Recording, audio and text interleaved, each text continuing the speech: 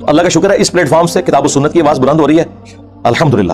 ہم آپ کے بابوں کو بالکل نہیں مانتے اس لیے کہ آپ بھی دوسروں کے بابوں کو نہیں مانتے. کوئی چھوٹا سا پیر آیا ہوا ہے آج کل, اس کا نام ہی میرا خیال ہے چھوٹا پیر کے نام سے مشہور کیا ہوا ہے. تو وہ جو بچہ ہے اس نے بھی وہ تقریر رٹ لی. بس یہ بچے اسی طرح کے ہیں, اس سے زیادہ شیاطین بچے ہم ہوا کرتے تھے جب ہمارے استاد ہمیں قرآن و سنت کے خلاف تعلیمات دیا کرتے تھے, کیونکہ وہ بھی کیا دن تھے, ہم بھی ایک جن تھے. آج ہم دیو ہیں, جنوں کے بھی پیو ہیں. ہم بھی بریلوی رہے 31 سال تک. یہ ساری شیطنت, یہ سارے غلیظ عقیدے اور رسول اللہ صلی اللہ علیہ وآلہ وسلم کی محبت کو ایکسپلائٹ کر کے شرکی عقیدے امت کو سکھانا اور پھر اسے رنگ یہ دینا کہ جو ان عقیدوں کو نہیں مانے گا وہ گستاخ رسول ہوگا. تو جن کے بزرگ رسول اللہ صلی اللہ علیہ وآلہ وسلم کے عقیدہ شفاعت کے اوپر ڈاکہ مارے, وہ ہمیں سمجھا رہے ہیں کہ جی انجینئر صاحب جو ہیں وہ شفاعت رسول کے عقیدے کو نہیں مانتے. واہ واہ واہ.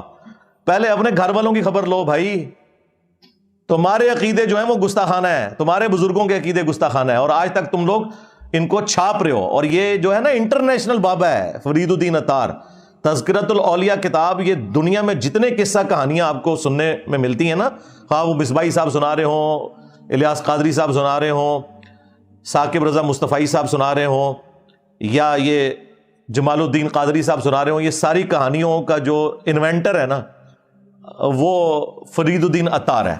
آج سے آلموسٹ کوئی 800 سال پہلے وہ فوت ہوا. فوت کیا ہوا, 627 ہجری میں منگولوں کے ہاتھوں قتل ہو گیا, اور نگاہ مار کے منگولوں کو غائب نہیں کر سکا. اور آج ان منگولوں کی اولاد انجینئر محمد علی مرزا, اس کو اللہ تعالیٰ نے اسلام کی دولت سے مشرف کر کے ان بابوں کے اوپر مسلط کیا ہے, اور یہ سارے کے سارے بابے فیل ہیں. میرا ایک نعرہ انہیں لے ڈوبا ہے, میرے نبی سا ہے ہی کوئی نہیں, تیرے بابے تھے شاہی کوئی نہیں. بایزید بستامی کے ماننے والے, یزید ابے دے مننے والے, جو یہ بکواس کرتا تھا, بھونکتا تھا کہ قیامت والے دن محمد اور تمام انبیاء میرے جھنڈے کے نیچے ہوں گے اور میرا جھنڈا محمد کے جھنڈے سے بھی بڑا ہوگا. اب یہ بات میں اس لیے کر رہا ہوں کہ یہ لوگ اس بات کو مانتے ہیں, یہ انکاری نہیں ہے. ابھی فتویٰ صرف مفتی منیب صاحب نے چشتی رسول کے اوپر دیا ہے. ہاں, ابھی بہت سا کام باقی ہے. ان عبارتوں پہ کوئی فتوے نہیں ہے, ان کی تعویل کرتے ہیں شطحیات کے نام کے اوپر. خیر, میں اس کو کافی دفعہ ٹاپک میں ڈسکس کر چکا ہوں, آج میرا وہ ٹاپک نہیں ہے. آج جو ٹاپک ہے وہ جو بغدادی صاحب ہے یا وہ جو چھوٹا پیر, اس نے چند ایک جملے ان سے رٹ کے تو بیان کیے ہیں, اور یہ سمجھ رہے ہیں کہ ہمارے ہاتھ کوئی ایسی حدیث لگ گئی ہے بخاری و مسلم کی کہ جس کے ذریعے ہم اپنے من گھڑت عقائد کی ترویج کر سکیں گے. تم لوگوں کا کیا لینا دینا؟ بابوں کے ماننے والے لوگ قرآن و سنت کبھی کھول کے تم لوگوں نے پڑھا نہیں ہے, اور آج حدیث شفاعت سنا کے ہمیں بتا رہے ہو کہ قیامت والے دن سب کے سب لوگ رسول اللہ صلی اللہ علیہ وآلہ وسلم کے قدموں میں حاضر ہوں گے. اور تم تو وہ ہو کہ کہتے ہو کہ ہمیں عبد القادر جیلانی آگے بچائیں گے.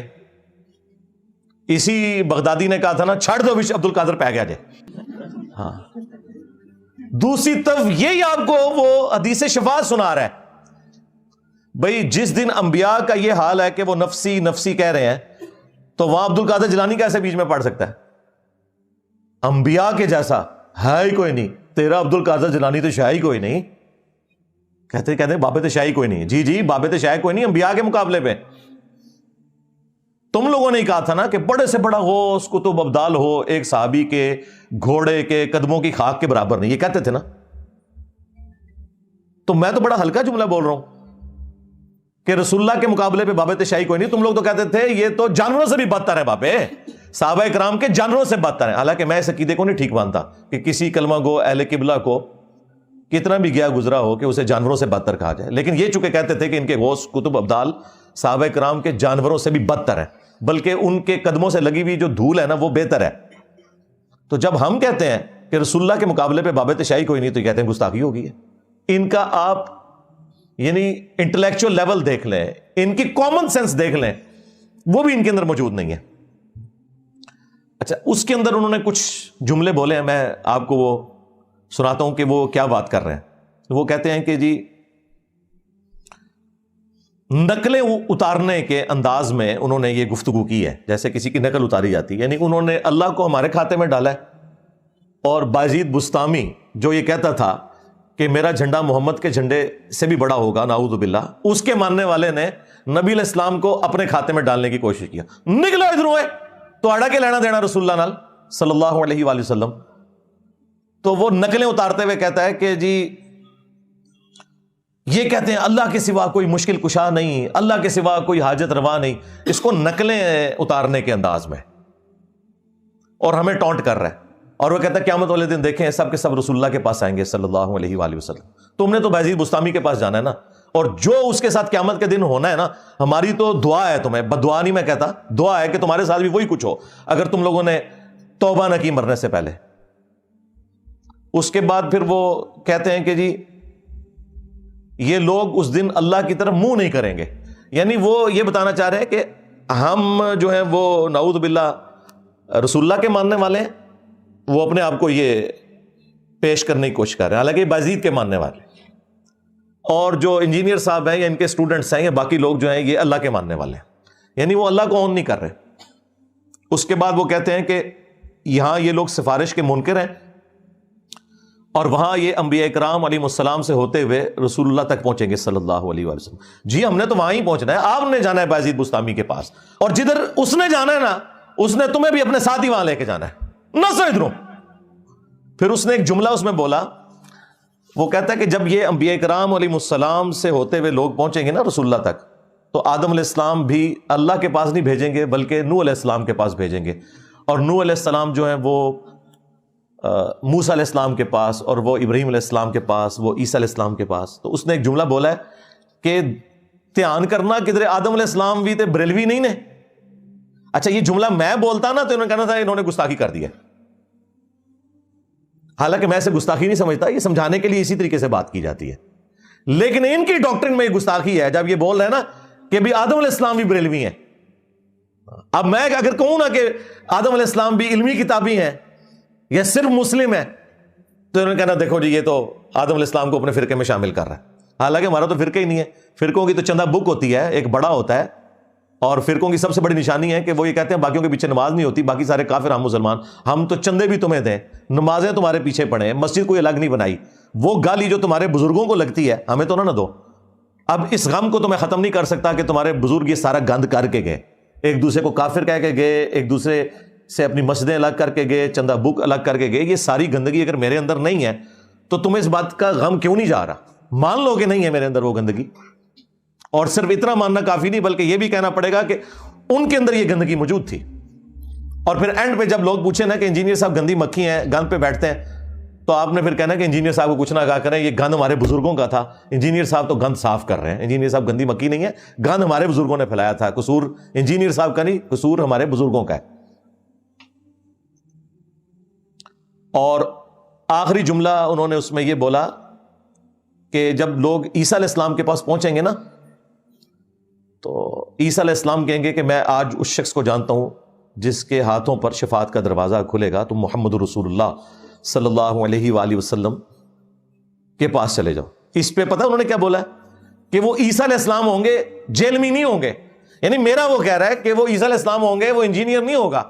بھائی انجینئر تو بھیج ہی رسول اللہ کے پاس رہا ہے صلی اللہ علیہ وآلہ وسلم. یہ کہنا چاہیے تھا کہ عیسیٰ علیہ السلام بابی نہیں ہوں گے، کتابی ہوں گے، یہ کہنا چاہیے تھا تجھے. دیکھیں اب یہ اگر اس طرح کا جھوٹا الزام میرے اوپر نہ لگاتے تو ان کے بابے بھی تختہ مشق نہ بنتے. میں نے آپ کو بارہا یہ چیز کھول کر بیان کی ہے کہ جو بھی رسول اللہ صلی اللہ علیہ وآلہ وسلم کی ختم نبوت کی برکت سے اس پلیٹ فارم کی دعوت حق کو بدنام کرنے کی کوشش کرے گا، میں نے سیدھا اس کے بزرگوں کو ہاتھ ڈالنا ہے. میں نہیں چھڑنا کوئی بابا، چولہا تو ہڈیاں لا کے رکھ دینی نے. ایک چیز تھی رسول اللہ تو توبہ کی تھی جنا، حالے تو بہت کچھ باقی ہے. ایک ایک چیز سے توبہ کرو گے انشاءاللہ تعالی. جو بریلوی عوام ہے نا ان کو ہمارا مقدمہ کلیئر ہو جائے کہ ہم قرآن و سنت کی روشنی میں کون سی بات پبلک کے سامنے رکھ رہے ہیں، اور ان کے علماء کس طریقے سے قرآن و سنت کی تعلیمات کو بگاڑ کر اپنے بابوں کی تعلیمات قرآن و سنت کے نام کے اوپر بیچ رہے ہیں، چندے کھا رہے ہیں، جائیدادیں بنا رہے ہیں، آوازیں لگا رہے ہیں مکے اور مدینے کی لیکن سواریاں پھینک رہے ہیں بغداد شریف میں، اجمیر شریف میں، دیوبند شریف میں، بریلی شریف میں، آوازیں لگا رہے ہیں قرآن و سنت کی، لیکن تعلیمات سکھا رہے ہیں صوفیاء کی. اور سب سے بڑھ کر انہوں نے غداری اتنی بڑی کی ہے کہ نام لیا ہے اللہ اور اس کے رسول کا عز و جل و صلی اللہ علیہ وآلہ وسلم، اور تعلیمات بالکل قرآن و سنت کے اپوزٹ پھیلائی ہیں. اس لیے لوگ کہتے ہیں کہ جی جناب یہ انجینئر صاحب نے آ کے جو باتیں کرنی شروع کی ہیں اس سے تو لگ رہا ہے کہ پرانے سارے غلط تھے. جی آپ کو اب کیسے سمجھائیں کہ وہ غلط تھے؟ وہ ایک ہمارے جو مرشد پاک ہیں مصباحی صاحب، وہ کہہ رہے ہیں کہ جی میں نے تو زندگی میں سوچا بھی نہیں تھا کہ ہمارے بزرگوں کو کوئی برا کہے گا. اور دیکھیں وہ روایتیں جو ان کے بارے میں تھی وہ ہم پہ فٹ کر رہے ہیں کہ جی ایک زمانہ آئے گا لوگ جو ہے اسلاف کو برا کہیں گے. غدار ہیں یہ لوگ، یہ تو درمیانے لوگ ہیں. اسلاف میں بتاتا ہوں کون ہے. اسلاف ہیں ہمارے اہل البیت علیہم السلام، صحابہ اکرام علیہم رضوان، تابعین، تبع تابعین، اور اس کے بعد ائمہ محدثین. یہ ہیں ہمارے اوریجنل بابے، امام بخاری، امام مسلم، جنہوں نے اپنے نبی کے ساتھ غداری نہیں کی. تمہارا کیا لینا دینا ان بزرگان دین کے ساتھ؟ تمہارے تو بزرگ ہی اپنے ہیں.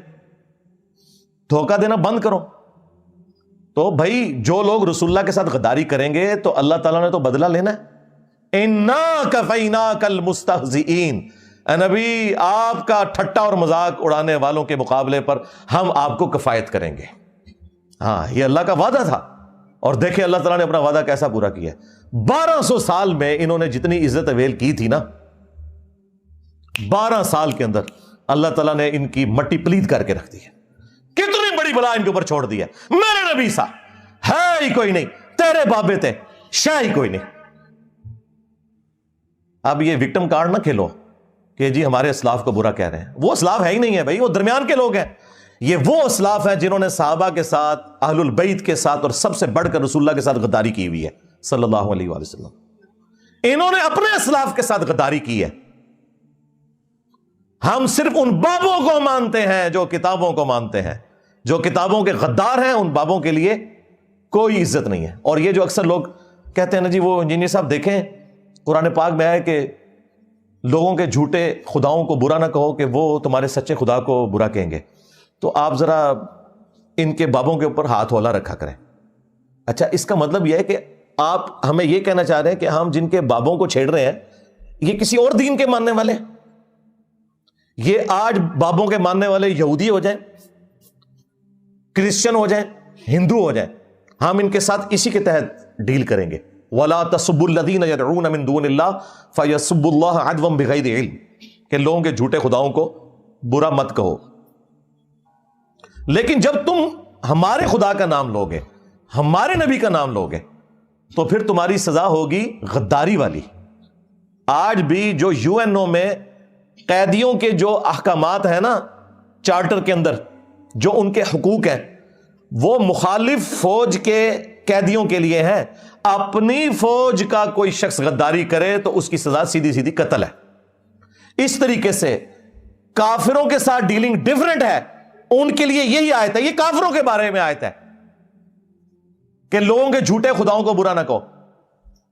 تم تو مسلمان ہونے کے دعوے دار تھے، اس کا مطلب ہے تم خود ہی کہتے ہو کہ ہم کسی دوسرے مذہب کے ماننے والے ہیں. ٹھیک ہے نکل جاؤ، پھر ختم ہوگی بات. لیکن اگر تم کہو کہ ہم مسلمان ہیں تو بھئی مسلمان جو ہوگا پھر وہ اللہ اور اس کے رسول کے ساتھ غداری نہیں کر سکتا عز و جل و صلی اللہ علیہ وآلہ وسلم. پھر غداروں کے لیے سیدنا عمر کی تلوار ہے اور انجینئر صاحب کی زبان ہے. اللہ کا شکر کرو کہ حضرت عمر نہیں ہے، ورنہ قبریں اکھڑواتے تمہارے بزرگوں کی، جنہوں نے اپنے ناموں کے کلمے پڑھائے، جنہوں نے رسول اللہ کی شان میں گستاخیاں کی.